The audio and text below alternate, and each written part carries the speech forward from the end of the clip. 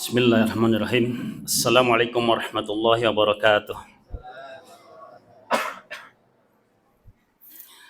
Innal hamdalillah nahmaduhu wa nasta'inuhu wa nastaghfiruh wa na'udzu billahi min syururi anfusina wa min sayyiati a'malina may yahdihillahu fala mudhillalah wa may yudhlil fala hadiyalah. Asyhadu an la ilaha illallah wahdahu la syarikalah wa asyhadu anna Muhammadan abduhu wa rasuluh alladzi la nabiyya ba'dah. Wassalatu wassalamu ala rasulillah wa ala alihi wa ashabihi wa man walah wa la hawla wa la quwwata illa billah ma ba'd. Masyarul muslimin rahimakumullah, alhamdulillah kita telah menyelesaikan saum Ramadan kita seberapa dan 22 ya, 22. Sekarang malam ke-23, malam ganjil. Insyaallah mudah-mudahan sebentar lagi kita akan menyelesaikan saum Ramadan dan kita akan berlebaran. Masyaallah muslimin rahimakumullah, amanah yang saya terima adalah bahwa pada malam ini tema kita adalah Ramadan membentuk pribadi yang memiliki empati. Apa itu empati? Ada empati, ada simpati. Ada XL, ada Mentari, ada M3 dan lain-lain. Etama kartu ya.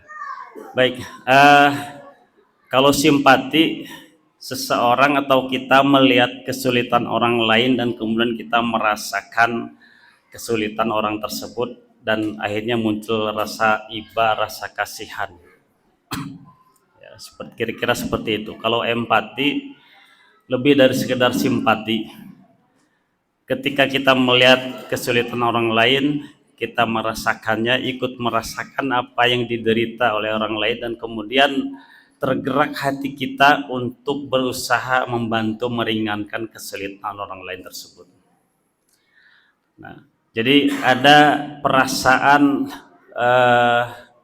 setelah kita melihat, menyaksikan, dan juga merasakan apa yang dirasa orang lain, kesulitan orang lain, kesusahan orang lain, penderitaan orang lain, dan kemudian tergeraklah hati kita ingin membantu meringankan penderitaan mereka, sehingga akhirnya kemudian ada unsur gerak ya, gerak untuk berbuat sesuatu.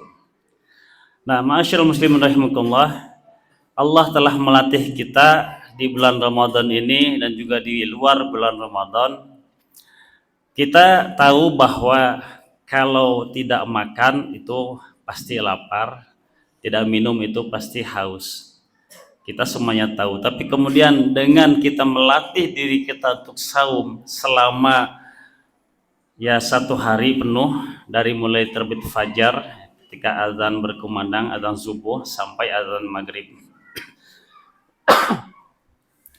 maka kita bukan hanya sekedar melihat dan mengetahui bahwa tidak makan itu pasti lapar, tidak minum itu pasti haus, dan kemudian tenaga juga berkurang, tetapi kita juga merasakannya.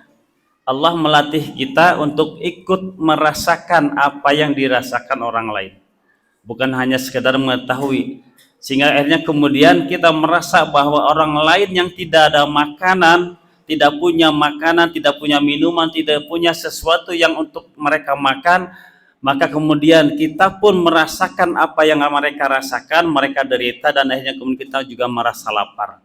Maka kemudian setelah itu Allah berikan juga peluang untuk kita untuk beribadah, untuk menambah amal, yaitu dengan memberi makan orang yang akan berbuka puasa. Berarti pahala puasanya kita dapat, pahala memberi makan orang yang akan berbuka puasa juga dapat, dan pahalanya sama dengan pahala orang yang saum. Berarti double puasa kita pahalanya. Nah, inilah yang Allah inginkan dari kita, rasa empati itu. Dan tadi di dalam surat Al-Ma'un ya, di ayat di rakaat pertama, Allah berfirman, ara'aital ladzi yukadzibu biddin. Tahukah kalian siapakah orang yang yukadzibu biddin, mendustakan agama? Nah, Allah sangat tegas di situ di dalam ayat Al-Quran surat Al-Ma'un disebutkan bahwa orang-orang yang tidak memperdulikan anak yatim, orang-orang miskin, kaum du'afa, itu disebut sebagai yukadzibu biddin, sebagai orang yang mendustakan agama. Percuma kita banyak sholat, percuma kita banyak beribadah, percuma kita banyak sedekah, kita banyak melakukan amal apapun, tapi ketika ada di sekitar kita orang-orang miskin, orang-orang anak-anak yatim, kaum du'afa, tapi kita sementara itu ada makanan untuk kita makan, ketika kita akan berbuka, kita biasanya bariekeun nu mana heula bala-bala heula, geho heula, kolok heula, atau naon heula. Saking banyaknya hidangan di depan kita, biasanya di masjid lagi ayahnya di dia. Nah, banyak sekali hidangan untuk berbuka sehingga kemudian kita bingung bariekeun yang mana dulu yang akan kita makan untuk berbuka.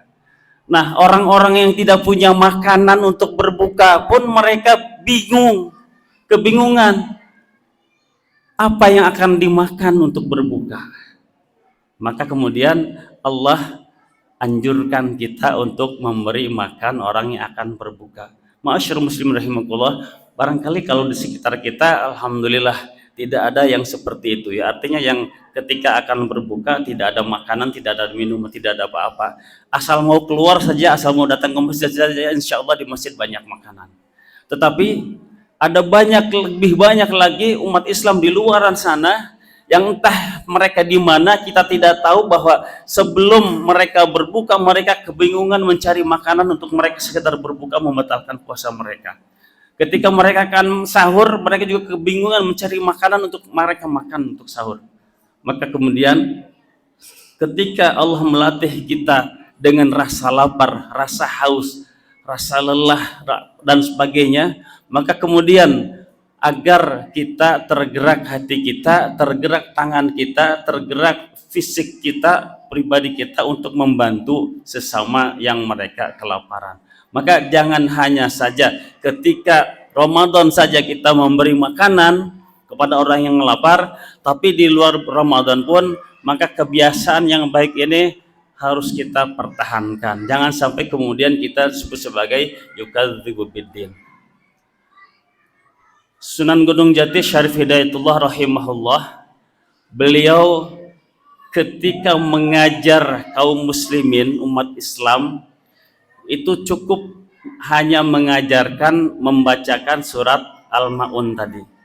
Terus menerus dibacakan surat itu, diamalkan sebelum itu betul-betul dilaksanakan oleh umat Islam.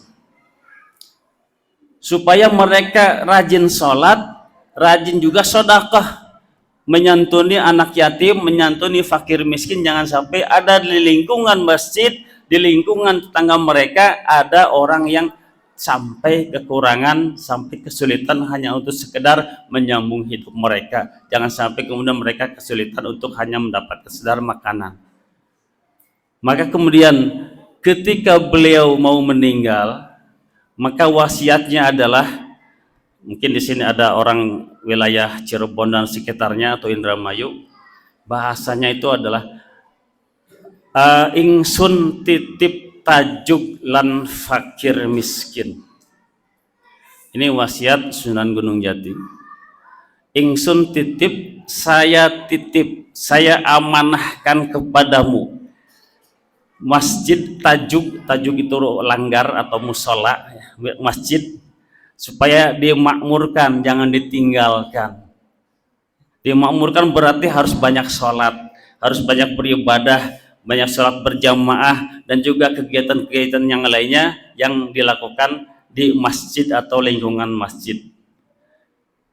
Lan fakir miskin, dan fakir miskin, jangan sampai mereka kesulitan untuk mendapatkan hanya sekedar untuk menyambung hidup mereka, untuk makanan mereka sehari-hari. Maka kemudian ketika Allah melatih kita dengan rasa lapar, rasa haus, dan kemudian kita memperbanyak sedekah, banyak infak, memberi atau berbagi kepada orang-orang yang membutuhkan, maka kemudian diharapkan rasa empati ini muncul dalam diri kita, dalam setiap muslim. Dan inilah sebetulnya adalah upaya untuk meraih derajat muttaqin, untuk meningkatkan kualitas kita menjadi kualitas yang muttaqin, sebagaimana tujuan dari ibadah saum ini adalah la'allakum tattaqun, agar kalian senantiasa berusaha untuk meraih derajat orang yang bertakwa. Kalimatnya bukan la'allakum muttaqun, ya, kutiba alaikumusiyam kama kutiba alal ladzina min qablikum la'allakum tattaqun.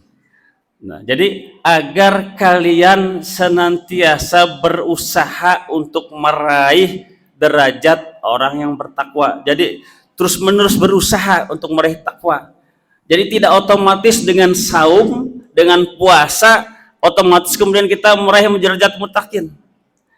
Tetapi tujuannya adalah supaya kita senantiasa berusaha terus menerus. Maka ketika di bulan Ramadan kita berbagi dengan tetangga, berbagi dengan sesama, berbagi dengan orang yang akan berbuka puasa, dan kemudian ada kewajiban untuk zakat, infak, sedekah, maka kebiasaan-kebiasaan ini yang kita lakukan selama bulan Ramadan agar dipertahankan dan kemudian kita laksanakan terus setelah selesai bulan Ramadan sampai Ramadan berikutnya, sehingga sifat dan sikap empati itu sudah mendarah daging dalam diri kita, sehingga kemudian ketika kita melihat kesulitan orang lain, apalagi kalau kita lihat di kondisi umat Islam saudara-saudara kita yang jauh di sebelah sana, di Palestina misalnya, ya, di Gaza, mereka hanya sekadar untuk makan saja mereka tidak ada, untuk minum saja bahkan mereka kesulitan air minum, untuk berbuka mereka tidak ada, untuk saum, untuk makan sahur pun mereka tidak ada,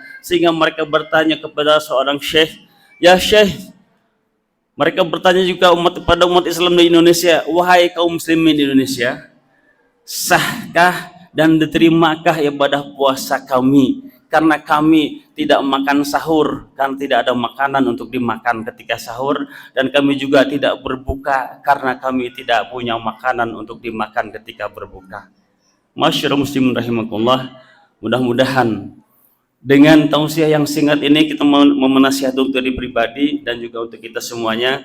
Mari kita memperbanyak sedekah, mari kita memperbanyak berbagi ketika ada saudara-saudara kita yang kesulitan, dan khususnya umat Islam di negara manapun mereka berada, mungkin jauh dari kita, tapi kita tahu mereka ada dan mereka kesulitan. Maka mudah-mudahan dengan ibadah saum yang kita lakukan ini kita bisa memiliki pribadi yang memiliki rasa empati dan juga rasa berbagi, dan kemudian sama-sama kita merasakan penderitaan umat Islam dan kita juga berusaha untuk meringankan penderitaan mereka, dan mudah-mudahan kita termasuk ke dalam golongan hamba-hamba Allah yang puasa kita, ibadah puasa kita diterima Allah Subhanahu wa taala, dan kita selesai bulan Ramadan menjadi hamba-hamba Allah yang mendapatkan ampunan dari Allah Subhanahu wa taala.